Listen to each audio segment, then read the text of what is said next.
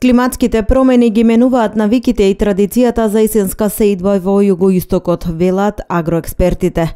Ако пред неколку години јачменот се сееше до крајот на септември и почетокот на октомври, сега со промената на климатските промени, потоплото време придонесува јачменот да се засее подоцна. Додека производителите на рана зелка веќе го сеат расатот за пролетната зелка. Еве конкретно јас ќе кажам за зелката.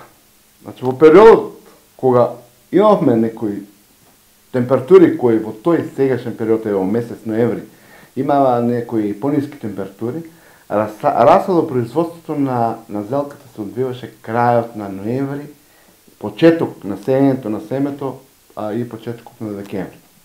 Додека сега, значи тоа е, знаеш, кај производителите веќе се осеќа и како е осетно, расадо производството еве сега е веќе почнато, голем дел од производителите веќе го сеаат семето или се во припрема да го сеаат и каде што најкасно до 15 ноември скоро сите ќе го посеат семето за одгледување на рана зелка.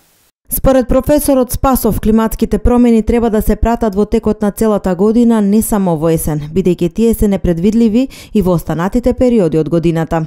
На пролет треба да внимаваме најмногу на дождовите кои во последните години паѓаат ретко, но во поголеми количини, додека во лето високи температури може да го изгорат растенијето.